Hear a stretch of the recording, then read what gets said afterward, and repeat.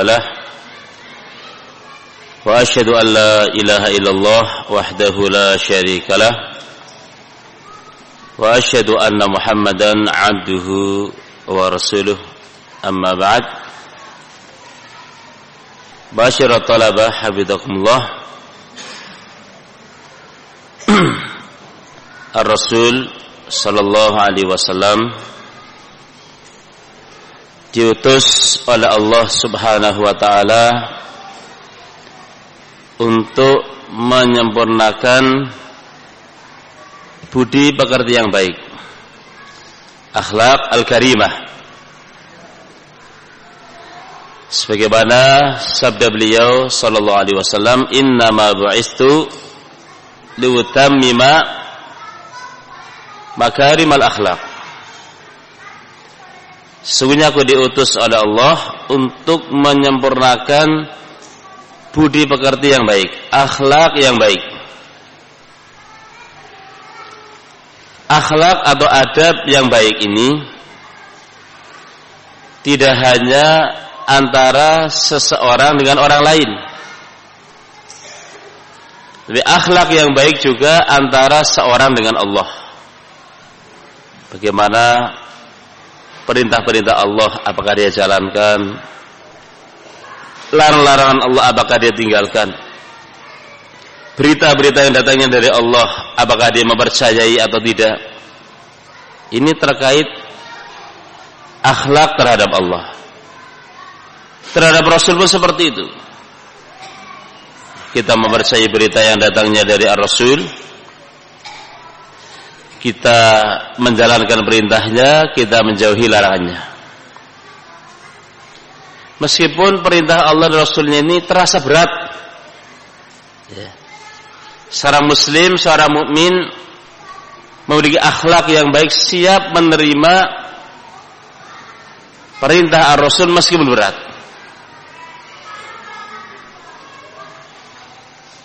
Dulu ada regu pasukan yang diutus oleh Rasulullah sallallahu alaihi wasallam di bawah pimpinan sahabat Abu Ubaidah bin Al-Jarrah. Sahabat Abu Ubaidah ini sahabat yang ahli perang, seorang sahabat yang masyhur kesolehannya, amanahnya, ditunjuk oleh Ar-Rasul untuk memimpin pasukan dalam peperangan di saat dalam kondisi serba kekurangan bahan makanan, di mana waktu itu setiap pasukan, setiap orang mendapat jatah makan setiap hari hanya 1 buah korma. Ini bukan mau taklim, ini mau bukan kerja bakti biasa, ini perang yang butuh gizi, butuh makanan. 1 buah korma jatah masing-masing setiap orang setiap harinya. Tapi mereka punya akhlak yang baik. Mereka siap menerima perintah agama ini walaupun kondisinya sulit. Mereka tidak protes. Mereka tidak mengatakan, ya Rasulullah, kondisi kita sedang sulit, bahan makanan, nanti saja kalau pas musim panen korma, perbekalan banyak, sekarang sedang sulit, gak usah sekarang. Tidak. Sahabat tidak protes seperti itu. Ini menunjukkan akhlak mereka, adab mereka sangat baik. Demikian pula akhlak karimah, akhlak yang baik juga terhadap binatang. Tidak hanya terhadap manusia, terhadap binatang pun kita berbuat baik. Kalau seorang berbuat jelek kepada binatang sampai menyakiti, bisa menjadi sebab seorang itu masuk neraka. Disebutkan dalam hadis, ada seorang wanita masuk neraka gara-gara kucing yang dia kurung. Kucing yang dia kurung tidak diberi makan, tidak diberi minum, tidak dibiarkan, mati kelaparan. Wanita yang kurung kucing tadi masuk neraka. Ada seorang sahabat datang, ya Rasulullah, saya itu kasihan kalau nyembelih kambing ini, gak tega saya nyembelih kambing ini ya Rasulullah. Kata Rasul, wasyata in rahimtaha rahimakallah. Kambing seandainya kamu sayangi, kamu akan disayangi oleh Allah. Menyayangi binatang menjadi sebab seorang disayangi oleh Allah. Ini menunjukkan bahwa akhlak yang baik tidak hanya terhadap manusia saja, bahkan terhadap binatang. Demikian pula akhlakul karimah, akhlak yang baik, hendaknya kita jalankan terhadap sesama manusia, bahkan lebih lagi sesama talibul ilmin, sesama penimba ilmu. Tutur kata kita yang lembut, perbuatan kita baik, tidak melanggar aturan-aturan agama. Orang yang akhlaknya baik, adabnya baik, nanti di yaumul qiyamah akan dekat dengan Rasulullah sallallahu alaihi wasallam. Sebut dalam hadis, inna min aqrabikum ilayya majlisan yaumal qiyamah wa ahabbikum ilayya ahasinukum akhlaqan, kama qala sallallahu alaihi wasallam. Sesungguhnya orang yang majelisnya, tempat tinggalnya dekat dengan saya nanti dari kiamat, dan orang yang paling saya senangi, di antara orang yang paling saya senangi adalah orang yang paling baik di antara kalian akhlaknya. Apa kita tidak ingin dekat dengan Ar-Rasul nanti di yaumul qiyamah? Apa kita tidak kepengin nanti masuk ke dalam surga yang padanya beragam kenikmatan, beragam kelezatan, yang di antara usaha kita adalah kita memperbagus akhlak kita, terutama kita ketika menimba ilmu agama ini. Ketika kita sama-sama berada di pondok pesantren seperti ini, ya, sebagian kita jauh dari keluarga, jauh dari sanak famili, hendaklah sesama kita menjalin cinta kasih, jangan menjalin permusuhan. Saling menyapa, bertemu salam, ya, juga bersalaman tangan, ya. Yang gede menyayangi yang kecil menghormati yang gede. Ini bimbingan Nabi sallallahu alaihi wasallam. Nabi sallallahu alaihi wasallam mengatakan, laisa minna man lam yuqir kabirana wa yarham saghirana. Orang bukan termasuk golongan kami orang yang tidak menghormati orang yang tua dari kami dan tidak menyayangi yang kecil dari kami. Yang tua kita hormati, jangan sembrono, jangan jelek kepada yang tua. Yang kecil kita sayangi. Yang kecil kita sayangi, seperti itu bimbingan Nabi sallallahu alaihi wasallam. Kalau masing-masing kita ma'asyiratal menjalankan nasihat Nabi ini, menjalankan nasihat Nabi yang mulia ini, maka kehidupan terkhusus di tengah-tengah pondok pesantren ini akan adem, akan tenang. Tidak ada di sana gejolak-gejolak permusuhan, pertengkaran. Tidak ada. Karena yang tua kita hormati, yang kecil kita sayang. Ini bimbingan Nabi. Enggak ada bimbingan yang lebih mulia dari bimbingan Nabi. Enggak ada ajaran yang lebih sayang dari ajaran Nabi. Sehingga bahkan Nabi itu lebih sayang kepada kita daripada orang tua kita pada kita. Ya. Nabi lebih sayang kepada kita ketimbang orang tua kita terhadap kita. Ingat akhlakul karimah, akhlak yang mulia menjadi sebab seorang masuk dalam surga, menjadi sebab seorang itu dekat dengan Nabi nanti di yaumul qiyamah. Namun sebaliknya, akhlak yang jelek, watak dan sikap-sikap yang jelek menjadi sebab seorang dijauhkan dari surga dan masuk dalam neraka. Kalau berbuat jelek saja kepada kucing dengan mengurungnya, tidak dikasih makan, tidak dikasih minum sampai mati, menjadi sebab pelakunya diancam dengan neraka, lalu seperti apa kalau berbuat jelek kepada manusia terhadap sesama talib ilmin, penimba ilmu yang harusnya saling mencintai, saling menyayangi, kok malah ini ya berbuat jelek. Ini sesuatu yang sangat tercela sekali. Rasul sallallahu alaihi wasallam mengingatkan umatnya bahwa kaum muslimin itu ibarat suatu bangunan yang saling menguatkan satu dengan selainnya. Coba ya kamu lihat rumah misalnya. Rumah itu ada pintu, rumah itu ada jendela, rumah itu ada atap, ada tembok. Ini rumah. Jadi yang namanya rumah bukan hanya pintu. Oh, yang namanya pintu ini jendela.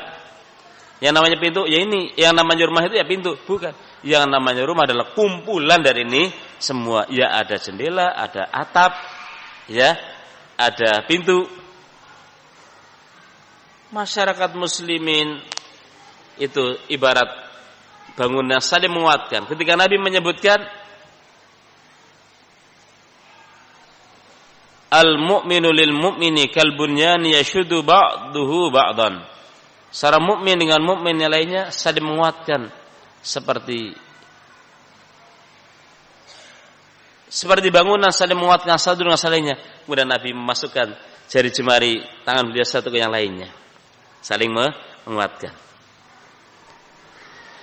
Dan di antara sifat dan akhlak yang mulia adalah sifatul haya, sifat malu.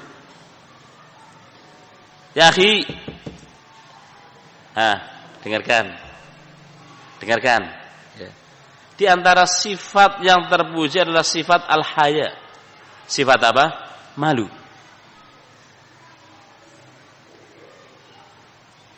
Malu yang bagaimana? Apakah seorang malu duduk di majelis ilmu malu? Bukan. Malu yang dimaksud seorang malu kalau terlihat dari dia perbuatan yang jelek atau terdengar dari dia ucapan yang tidak baik.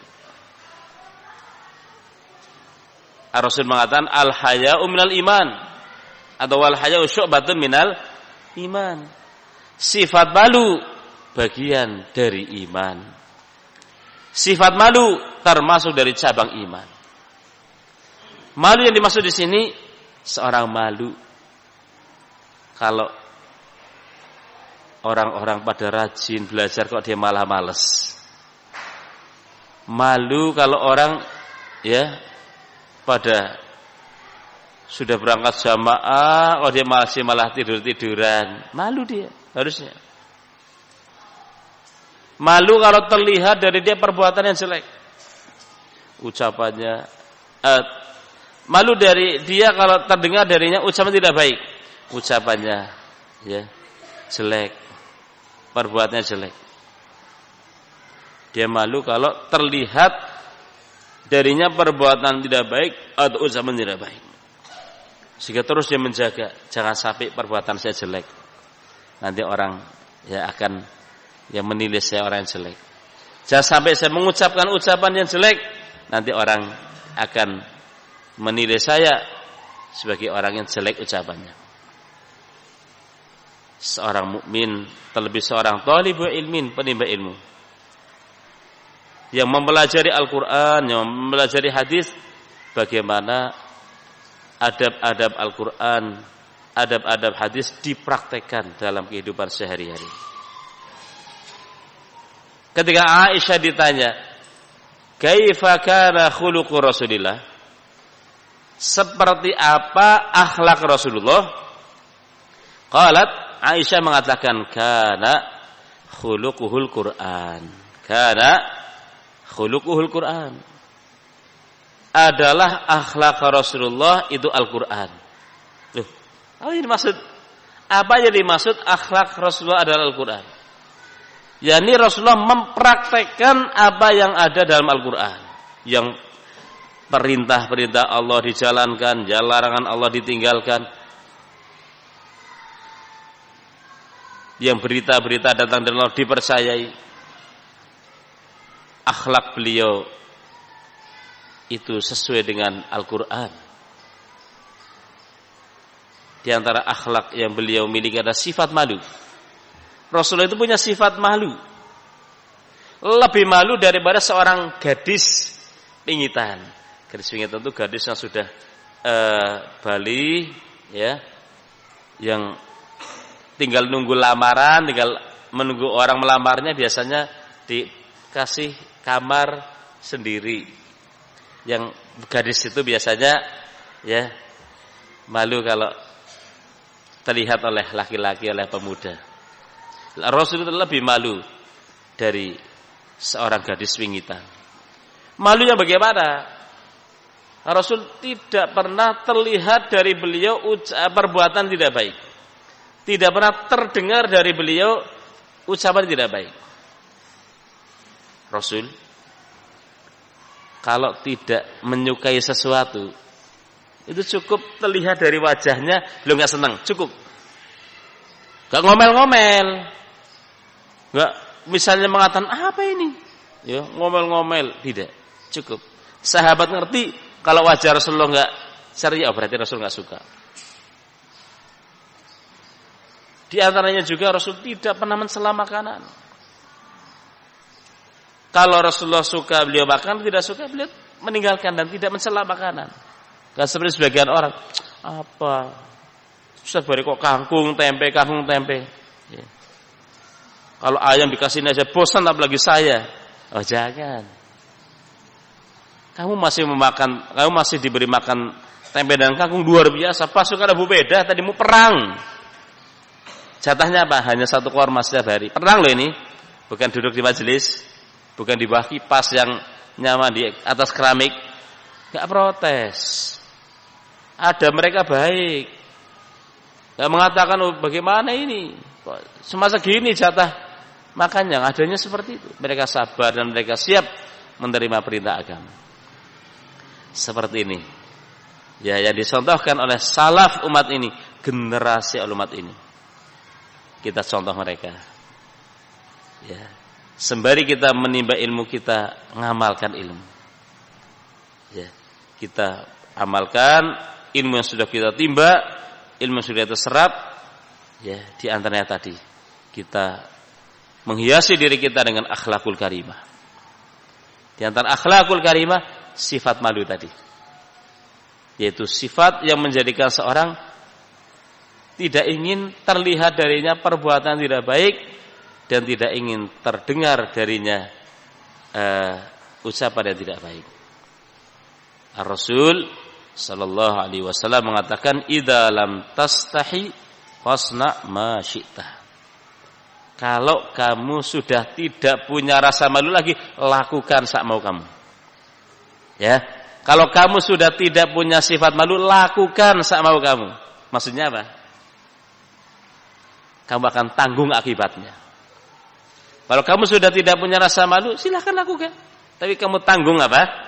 Akibatnya. Ini yang bisa saya sampaikan. Wallahu ta'ala alam bissawab. Subhanakallah bihamdik, asyhadu an la ilaha illa anta, astaghfiruka wa atubu ilaik. Assalamualaikum warahmatullahi wabarakatuh.